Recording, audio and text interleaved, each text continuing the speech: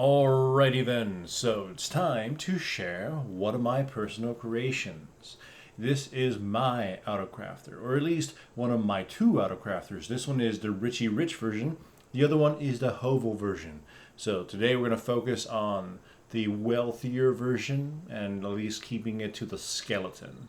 When I say skeleton is because this is what you primarily need to get the Autocrafting going. But there's a lot of add-ons you could put to it to do a lot of crazy things. There are three main components of this system. One, the blueprints are already in the crafter. This does limit you to just 4 things to autocraft, but you can expand it with more autocrafters and more workbenches, but that's why this one's the expensive one. The second thing is the buddy box. This one only takes resources based on the highest quantity of component or resource requirement among your blueprints. So if 2 blueprints share the same resource, you take the highest number amongst them, and that's how much is allowed into this box. The other main component is the refreshing system. Basically, once something gets crafted, this conveyor belt here takes out the finished item and turns back the buddy box, which then gets refilled and then allows you to continue crafting. Alright, so in order to showcase this best, it's best to just show you how it works. So each one of these conveyors is set to build one of the blueprints. In this case, it's a custom SMG. I'm going to turn it on, and it's going to just put the exact amount of ingredients required to build it. And then it will start building it, and this machine, the one that pushed out all the components, will turn itself off. Once this is done crafting, this conveyor will suck it out and allow this other conveyor to start working to refill the buddy box back up. So you'll see right now it's about to be done. It's going to get sucked up. So this one is going to turn on that one over there. And you'll see the buddy box gets filled and you're set to go to build more custom SMGs or anything else you want. And there you go. Pretty much a self-sustaining system. And it doesn't even require a lot of power. Now, one of the key add-ons you can do is just set up buttons. I mean, you could literally just walk up to these things and click it, but if you want to, have a lot of distance or have other people be able to just press it without really, having to check the industrial thing, you can just set up a sign with some buttons and be like, oh, I want an SMG or a grenade. Click it, turns on the system, and then it begins to work. Alright, so one of the major but simple upgrades to this is to add these blockers. It prevents the system from turning itself off, essentially enabling mass production. So you do this by putting the blockers and putting a switch that will activate the blockers. Flip the switch and you've entered mass production mode. Click whatever you want, like the SMG, and now the system will basically work like normal. Push out all the ingredients you need for the custom SMG, start building it, but it will not turn itself off. That means once the custom SMG is done building, this machine will pull it out, activating the buddy system, refill it, and the conveyor will just keep chugging along. You can see right there it's being blocked from turning itself off. This system will keep on going and going until you turn it off. So, keep an eye on that. See, the whole thing's off. The conveyor activates, the buddy system refills, and as soon as it refills, it's going to get sucked right back out, and it's going to be building the next custom SMG. There you go, mass production. Alright, now to actually show you how to build the system. Now, keep in mind that you need an input of where all your resources come from and an output where they're all going to go, but that's not really required for the system. You can figure that out on your own. Alright, so you'll need the following. A small box or any container, really doesn't matter. A storage adapter, 2 industrial splitters, 2 industrial combiners, 6 industrial conveyors, an industrial crafter, and a workbench with the level of stuff you want to be building. So if you want to be building AKs, you need a tier 3. And of course, you need some blueprints. Just throw them in there, whichever ones you're going to be building. First things first, let's get the electric going. We're going to plug in everything but the power source first. I tend to prefer to do this. So we'll take the pass-through of this one and plug it into the next one, and it's just the usual thing. Pass it through all of them. Then carry this one and pass it through the last of the conveyor belts or conveyor systems. Plug that in, and then take this pass-through and put it into the industrial crafter. Next, and this is very important, take the filter fail and plug that in to the turned off portion of the industrial crafter. Do it for all of them.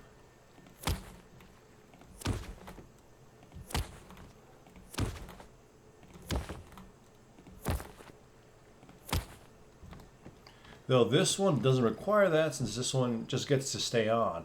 However, you will take the filter pass from this one and put it into the buddy box system as its turned on feature.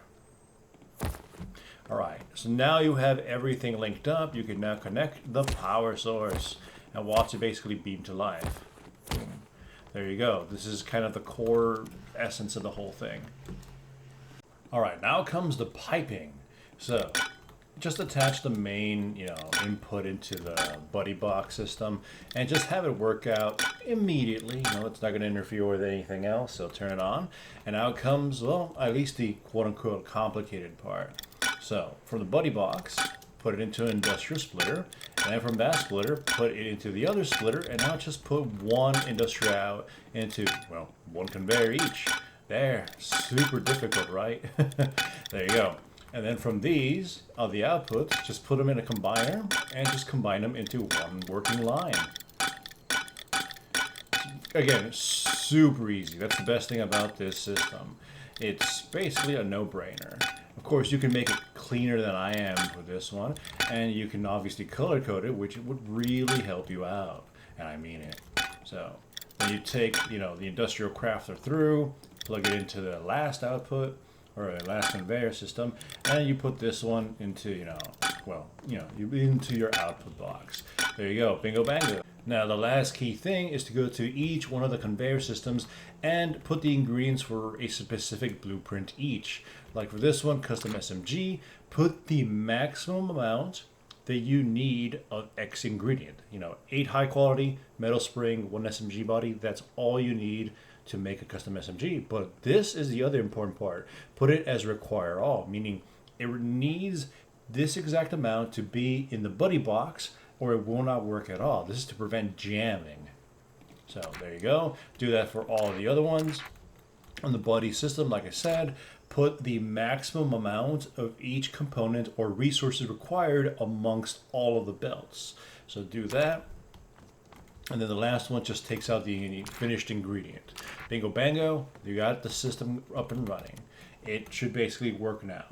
And like I said, this is the Richie Rich version, because if you want to expand it more, you need another industrial crafter, you need more blueprints, and if you want even more, you put another workbench down and you just keep expanding it that way. It gets very cluttered up. But it's the fastest way to have this whole crafting system going on, and this one has a luxurious amount of add-ons, 2 which I've already shown, which is the buttons, which are easy to put, and then the mass production mode. But believe me, I did some crazy stuff with this thing in some events. Now the main question you might be asking yourself is, why would you want to build something like this? Because you've seen builds where someone just puts an Autocrafter and just has medicine pumping out. This allows it so you don't have to have everyone learn a blueprint. You could just have, again, any gun, a custom SMG, an SKS or whatever, and at the click of a button, anyone can now have it be crafted for them. So this is one of the main benefits of it. It spreads your scrap around. Of course, it's expensive to build initially, but if done properly, you'll multiply the amount of scrap you theoretically would have by saving, right? Alrighty then, so that's this build of my Autocrafters. There's another build that I'll go over in a different video, and that other one, as like a small spoiler for it, is a lot more condensed, although it can end up kind of being sprawling. It only requires one Autocrafter to basically build infinity, but it comes at the cost of being extremely slow. But again, it's just kind of the poor man's Autocrafter. Anyhow, I hope you enjoyed this video, and this is something that you might really enjoy building yourself.